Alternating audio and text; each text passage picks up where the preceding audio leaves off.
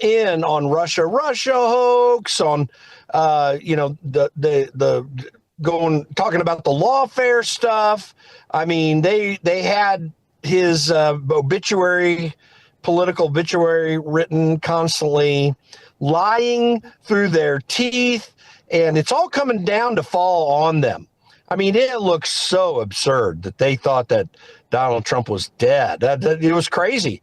And this just shows that when you do not have a media that is determined to figure out what's going on and to focus on the things that are really important to the American people, then you get this kind of stupid stuff. Even worse, we have a media complex that has very few well-trained people who know how to do actual reporting, gathering information. I mean, it's a rare commodity anymore. It got kind of bad, through the 90s and early 2000s maybe, but it was still a decent profession in terms of some research. That is long gone. It amazes me how screwed up the media is, and wonderful that Donald Trump took that dig at Joe Biden. I mean, come on. That's even worse. They were willing to allow a guy to not be able to be president, not capable of being president even, and let him stay in the Oval Office while others were really running the country. Now you got a guy that actually knows how to run the country, whether you agree with him or not, and he's dead. It's the craziest thing. Yeah, they're just grasping at straws, whatever they could find. It really are. The next story going on today is that there's a judge, is it appellate court judge, trying to block Trump's tariffs? Yeah. And here's what he had to say on Scott Jennings' It's show. an economic emergency, and if I don't do it, and if we don't get it, if we don't win that decision, you'll see a reverberation like maybe you've never seen before. That's how bad it will be. We are so strong now, and we are so respected. And this decision is the only thing. The stock market's down today because of the possibility that's going to happen. If we win this, the stock market's going to go right through the roof because we'll find this has been hanging over us for a year, literally, this decision, even before, because we knew it was filed. And you know who files it? Foreign companies are filing it. Yeah, right. Foreign companies. They're not American companies. They're foreign companies because they want to take away, what we have. Because we were a lapdog for the whole world, and foreign interests are against. Foreign interests are involved with this lawsuit. They're the ones.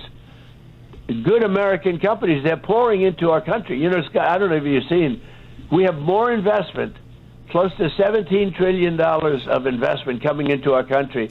We never had anything, we never had 1/10 of that. Mr. President, and now it's all coming in. And this decision's an overhang. Let me tell you something. Until this decision, it's an emergency. We're going in as an emergency. We'll be probably doing it tomorrow for an emergency meeting because this decision, you see the stock market, this decision is an emergency. Without tariffs, we have an entirely different country. It will be an entirely different country. And on top of it, they'll have their tariffs and they'll be able to use them and we won't. Jim? Listen, I have to say, Donald Trump is resetting, or has been to this point, resetting the international relations that we have economically with other countries in an extremely positive way. As I've said many times, we have been for some decades in a post-World War II construct where we haven't had free trade. There's been freer trade worldwide, but we didn't ever get the free trade. Other countries got free trade with us, but most of the countries that we did business with didn't give us free trade with them. And it really put a burden on us. We didn't do much about it. We've needed this reset badly.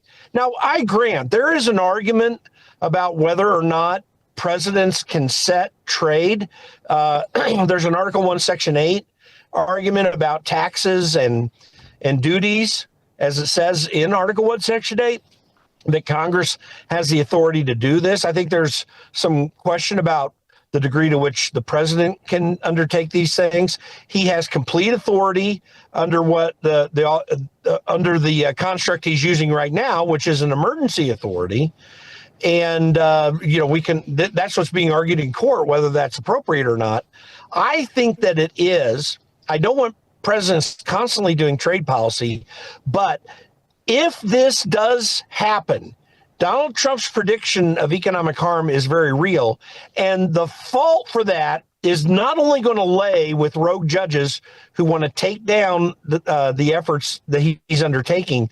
The real fault at that point is Congress, because Congress has not dealt with this situation for decades. The only thing that Congress has done when it comes to international trade is to give China most favored nation status when they didn't deserve it, when they continued to have the communist system that they have there. I think it is an outrage that Congress has not done anything about this for decades and allowed us to get into this bad situation that Donald Trump is fixing. We should be thanking Donald Trump for taking this on, and then Congress needs to get its act together after that. Donald Trump is a great leader, and he's on the cusp of getting a reset in international trade that not only will benefit us, it'll benefit everybody. And so it's very unfortunate what this is doing. And he is right. The stock market's going to shoot up big time if this somehow gets overturned. Yeah. And another thing that Trump has been able to do that it seems like Congress had no ability to get done was secure the border and stop drugs from coming in. And here is the latest from him today in the Oval Office on that. When you come out and when you leave the room, you'll see that we just, over the last few minutes, literally shot out a boat, a drug-carrying boat, a lot of drugs in that boat. And you'll be seeing that, and you'll be reading about that. It just happened moments ago, and our great general, head of the Joint Chiefs of Staff, who has been so incredible, including what took place in Iran, knocking out potential nuclear power for a long time to come. I think within a month they would have had it if we didn't do what we did. But he gave us a little bit of a briefing. And you'll see, and there's more where that came from. We have a lot of drugs pouring into our country, coming in for a long time. And we just, these came out of Venezuela and coming out very heavily from Venezuela. A lot of things are coming out of Venezuela. So we took it out, and you'll get to see that after this meeting is over. And it looks like it was 11 people on this boat coming from Venezuela. And here's the video of it getting taken out. You skip ahead a little bit here.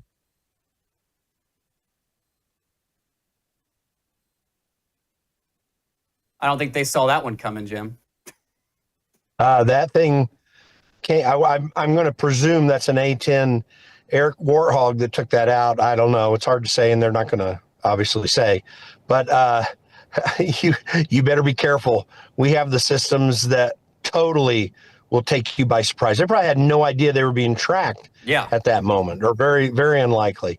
Listen, you cannot make an argument against the fact that Maduro and Tren de Aragua have absolutely been seeking to undermine our country. We talk all the time about Putin and Russia. Are you kidding? Maduro has done a lot of harm at the behest, in many ways, in my opinion, of the Biden administration, who was very supportive of the Maduro government. They weren't pushing back against Maduro, who really does lack authority to be the leader of Venezuela. There's a real case to be made that he stole the last election, and that he has been acting in a manner that's inconsistent with Venezuelan law. So thank goodness that there is some action being taken and Maduro's being threatened. I don't think Maduro understands what's about to come his way. And we always have to be cautious, because when we get involved in other countries, it's a real problem, and I don't want forever wars. And there are little things like this that can be challenging, but listen, lots of drugs are pouring across the United States. They come straight from Venezuela and other countries too, of course. But Venezuela is a big distributor of this, and Donald Trump takes decisive action. I can't disagree with this particular thing. It's going to be interesting to see how Venezuela plays out over the next few weeks, because something big's coming. Yeah. Yep. Well, let's move to the craziness going on in Chicago. We have Chicago Mayor Brandon Johnson says that the Chicago crime problem is due to red states, not criminals. In the state of Illinois, these guns come from red states. They are coming from Indiana. They are coming from Mississippi. They are coming from Louisiana. And that is the harsh reality, whether Republicans like it or not. Occupying our city will do nothing to solve this problem. No matter how much in the state of Illinois. So you're the mayor of the murder capital of the world, and you're going to go blame other states. How can you blame other states? Yeah. All the crime's coming from him. Yeah. I mean, and it's Illinois his has the people that are strictest doing gun it. laws. Yeah, exactly. But well, there is an argument to say, I mean, some guns possibly are coming up from Indiana. I mean, I'm a native Hoosier, even though I'm in my adopted home state of Colorado right now. But there are guns that come from other states that get in there. I don't think it's precisely how they're characterizing it. I mean, that sort of thing's going to happen. But guns are not what's causing the crime problem. Yeah. It is the fact. Listen, Chicago has always had a challenge with murder and crime. There's no doubt.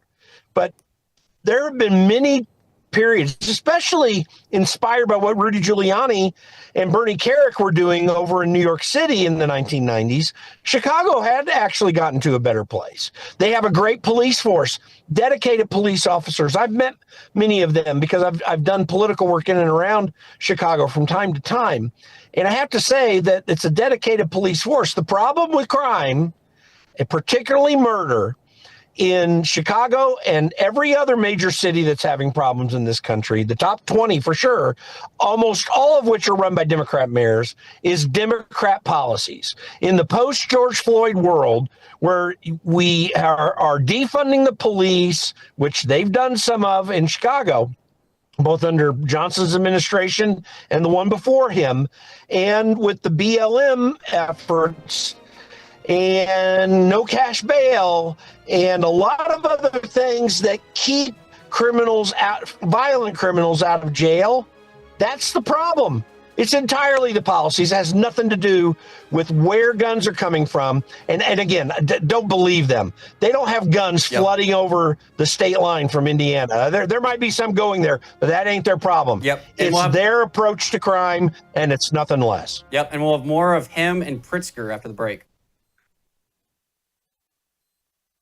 You woke up with a sore throat and a low-grade fever. You know you are getting sick, so here's your choices. You can get sicker and miss work, try to see a doctor this week, or sit hours in a crowded waiting room at urgent care. I have a smarter option for you. Open your medical emergency kit. Match your symptoms to doctor-recommended prescription in your booklet and take the right meds now and get well faster. This is not a first aid kit. It's like having an urgent care in your home. It includes doctor-prescribed medications to treat over 39 medical issues like respiratory infections, strep throat, pneumonia, UTIs, and more. No waiting to see the doctor and no standing in line at the pharmacy. It's right here. Every home should have at least one medical emergency kit, and here's how to order. Go to worldviewhealthcare.com. Your kit to treat dozens of common and serious illnesses is rushed to your door. worldviewhealthcare.com. That's worldviewhealthcare.com. The emergency kit available at worldviewhealthcare.com. Make sure you don't have to go to urgent care. I got pneumonia. I didn't have to go. I took this last year. Stayed at home, went to bed. The businessman from Texas that spent years trying to bring the perfect red heifers to Israel is coming to speak in Collierville, Tennessee, outside of Memphis, on Friday night, October 3rd, Saturday, October 4th. They now have sacrificed one of those red heifers. There it is burning. They've now gained 10 gallons of ashes. Why do they need this? Well, the Old Testament, Numbers chapter 19, says that for the purification ceremony, for their temporary tabernacle or full-time temple, they need the ashes of a perfect red heifer. This is the first time this has happened in over 2,000 years. The story is going global. It's highly controversial. In fact, there's even a connection between the attacks on Israel on October 7th and these 5 red heifers. Come and hear him speak live in person, Friday night, October 3rd, Saturday, October 4th. Full details, worldviewstore.com, and to get your tickets, worldviewstore.com, worldviewstore.com. Welcome back from the break. So we left off with that video of the Chicago mayor Brandon Johnson, here he is, not just blaming other states, but blaming President Trump, and almost seeming like he's threatening him here. Here we go. Shootings will continue as long as this presidential administration continues to put politics over people. Shootings will continue as long as... Jim? Sorry, dude. I mean, I got news for Brandon Johnson. It's their politics that is destroying people. I mean, listen, everything that they're talking about is the same old stupid screed that Democrats have been spouting for decades now. They can put the blame on no one other than themselves. The one major thing that has changed the crime situation in this country is Democrat policies, defund the police, things like no cash bail and other outrageous criminal justice reform efforts. And I'm for criminal justice reform. But what these guys have said is that we're going to give criminals preference. That's how we're going to reform the system. You don't give criminals preference. You just don't throw nonviolent people in with violent criminals. You figure out ways to deal with those sorts of felonies, and you put violent people behind bars, and you drop the recidivism rate by having certain kinds of ways for them to be able to possibly go back into society, but you keep them out while they're violent. Listen, this is an absurd argument. This is not Donald Trump's thing. They are desperate to try to change the narrative because they are about to lose big in their cities if they don't change the crime problem. Now they're trying to shift blame. They have no, they have no plans. And everything that has happened is their plan up to this point. It's all them. They want to shift blame. Americans ultimately know when people are playing the blame shifting game, and they don't like it. And I think that they're digging a hole for themselves. We'll see how it plays out, but that's what I see so far. Yep. We have one last clip from these guys, and here's Pritzker standing up for the illegals and basically saying that Stephen Miller and Trump are going to terrorize the Mexican community. We have reason to believe that Stephen Miller chose the month of September to come to Chicago because of celebrations around Mexican Independence Day that happen here every year. It breaks my heart to report that we have been told ICE will try and disrupt community picnics and peaceful parades. Let's be clear, the terror and cruelty is the point, not the safety of anyone living here. We have reason to believe that Stephen Miller... So it's not the safety getting these drug traffickers and child traffickers out of their cities. J.B. Pritzker is trying to sound empathetic, and he's trying to sound like he's concerned. These people haven't been concerned about a dang thing for years. They allowed the flood across the border. They made themselves sanctuary cities and sanctuary states in the case of Illinois. J.B. Pritzker is behind the problem, and there is no indication anywhere that the American people have lost support for what Donald Trump's doing. And they're digging their grave on this thing. The American people are not with what J.B. Pritzker just said. And the American people are not dumb. They know when a game's being played on them. And they've seen it from Democrats for a long time. I don't think they recover from it. I think that they're making it worse for themselves. J.B. Pritzker is such a hack job. And let's not forget, he's a billionaire, but he's only a billionaire because his family paid him off so that he wouldn't be anywhere near running the company that they have, because he's dumb, he's stupid, and he's fat. That's the man that's there before you. People like that, all they do is they're lechers off of political power that they love to have. They have no indication or plan of wanting to do anything positive for anybody. They love their power, and they want to be able to manipulate society where they can control it to maintain that power. That's what the Democrat platform is this day. They're not an American party. They're out for themselves. Remember, this is the party that created the Ku Klux Klan, that kept Jim Crow going in the United States for decades, that attempted to stop the Civil Rights Act, and yet they are the ones that pretend like they're the party that brought all the changes from that situation, and they're not. It was Republicans that did it. So, J.B. Pritzker, you're a hack job. You're not even real. You're just a fake fat governor of a failing state. Yep, and it seems like it runs in the family that the Pritzkers have great genes. Have you seen his cousin? Yes, I have. Oh, I mean, man. that could be him. Yeah, And that's a man, by the way. That's his transgender cousin. Never met a McDonald's they didn't love. Yeah. There's a McDonald's in downtown Chicago that I go to when I'm there, and I think they've had to redo the driveway of that thing because Pritzker has driven it into the ground, having gone through the drive-through too much. Well, in good news about the Democrats, it seems Washington, D.C. Mayor Muriel Bowser has just signed an order mandating D.C. police to assist with federal law enforcement, which will require indefinitely. So it seems like she's you know what? Caving into it. Yeah, you know what? She has no choice. Yeah. Because all authority, I mean, this is a constitutional thing. And they do talk about this being some sort of an authoritarian thing with Donald Trump. It's not.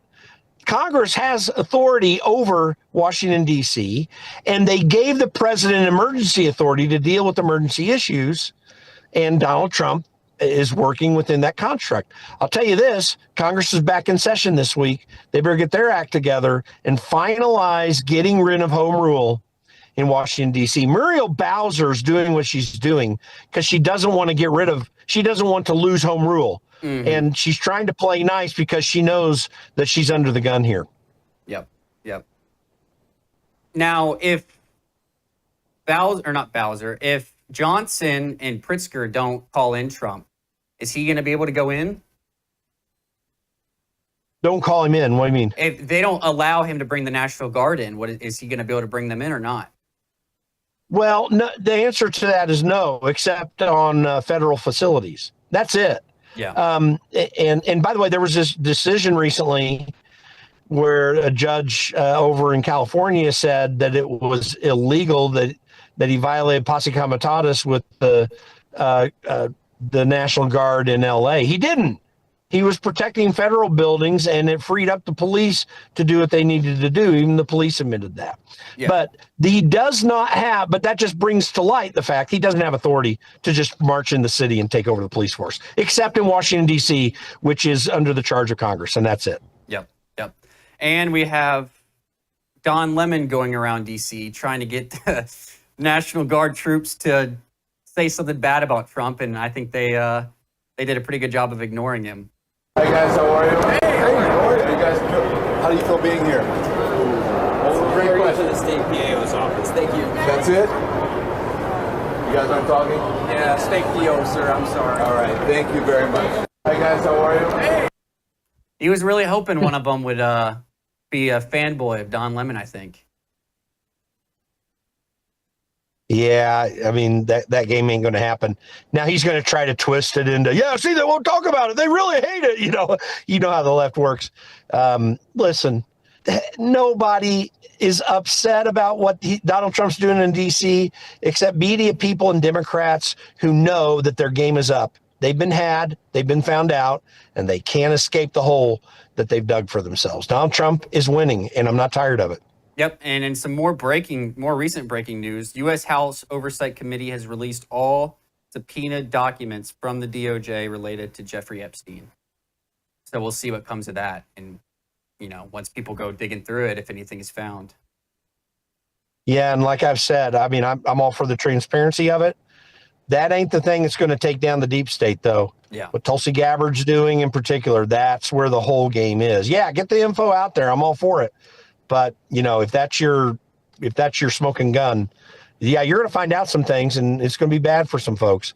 But if you think you're going to take things down in this town, you have got to go right at the heart of it. And the heart of it is with the people that are in the bureaucracy that has been attempting to run the country against the will of the sitting president. Article 2, Section 1 of the Constitution, the executive power shall be granted to a president of the United States, the executive power. And that's it. President only. These bureaucrats have been running roughshod. Donald Trump's winning the game, but these people don't like it. And I think the American people are still on Donald Trump's side. I really do. Yep.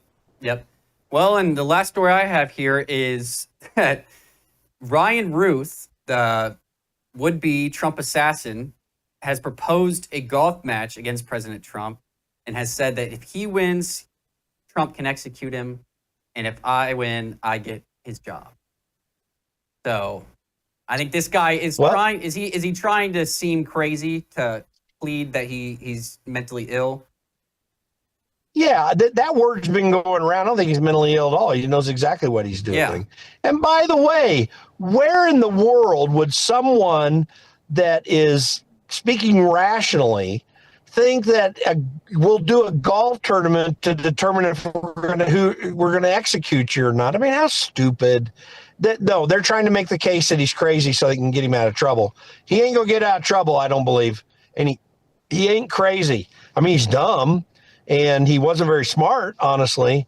But there's a lot to this story we don't know about. We know that because in court records that are coming out, they've said very clearly that there are serious national security issues about putting out any information on the classified documents that are there. Frankly, I think I want to know. I think they should release as to why this is. I want to know who was behind the guy.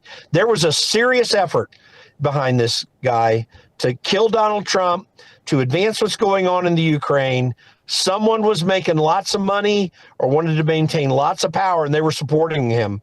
There is dirtiness behind this story that is, I believe, would be breathtaking if it ever really came out. Yeah, because he was bringing people over to Ukraine and doing all kinds of stuff that was very weird that he would be, going from Ukraine to trying to assassinate the president. Well, and it goes way beyond some guy that was concerned for Ukraine and wanted to help them out. And, he was on the ground. My position on the Ukraine. Yeah, he was. And my position on the Ukraine thing is that, Putin was evil. And Ukraine has a right to defend themselves. But no, we're not going to spend a lot of money. This guy was, it's more than he was there because he was concerned about Ukraine being let down. It's far beyond that, and I think it's very dirty and dangerous. And when the story really comes out, if it ever does, it's going to be breathtaking. Yep. We're all out of time for today. We'll be back tomorrow with another report, and Brandon is coming up right now. You woke up with a sore throat and a low-grade fever. You know you are getting sick, so here's your choices. You can get sicker and miss work, try to see a doctor this week, or sit hours in a crowded waiting room at urgent care. I have a smarter option for you. Open your medical emergency kit, match your symptoms to doctor-recommended prescription in your booklet, and take the right meds now and get well faster. This is not a first aid kit. It's like having an urgent care in your home. It includes doctor-prescribed medications to treat over 39 medical issues like respiratory infections, strep throat, pneumonia, UTIs, and more. No waiting to see the doctor and no standing in line at the pharmacy. It's right here. Every home should have at least one medical emergency kit, and here's how to order. Go to worldviewhealthcare.com. Your kit to treat dozens of common and serious illnesses is rushed to your door. worldviewhealthcare.com. That's worldviewhealthcare.com. The emergency kit available at worldviewhealthcare.com. Make sure you don't have to go to urgent care. I got pneumonia. I didn't have to go. I took this last year. Tonight on the Worldview Report, President Trump is publicly questioning for the very first time the safety and effectiveness of his Operation Warp Speed vaccine program. This is great news. President Trump cracks down on Palestinian visas, and Robert F. Kennedy Jr. announces the federal government will launch its first ever large-scale study into the possible connection between psychiatric medication and mass shootings in the United States.